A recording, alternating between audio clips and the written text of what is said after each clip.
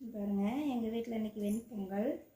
நாங்கள் வந்து பாசிப்பருப்பு போடலைங்க, பச்சை பயிறு முழுசாக வாங்கிட்டு வந்து நைட்டே ஊற வச்சு கழுவுனிங்கன்னா, உளுந்து கழுவுற மாதிரி கழுவுனிங்கன்னா பளிச்சுன்னு இப்படி வந்துடுங்க. நாங்கள் வந்து வெண்பொங்கல் இன்றைக்கி விறகு அடுப்பில் செய்கிறோம்.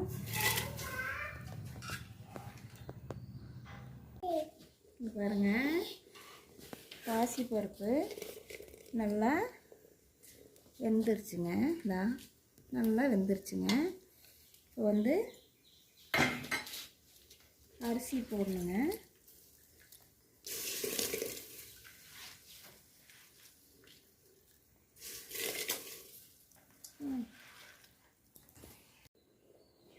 பாருங்கள், சாதம் நல்லா வெந்து வந்துருச்சு.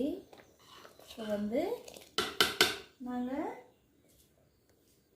எண்ணெய், கடலை எண்ணெய்ங்க, 2 கருவேப்பிலை தழை, பச்சை மிளகாய், மிளகு, ஜீரகம் எல்லாம் போட்டு தாளிச்சிருக்கேங்க.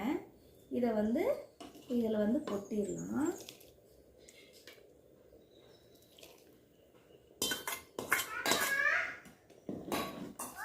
நல்லா கலக்கிட்டு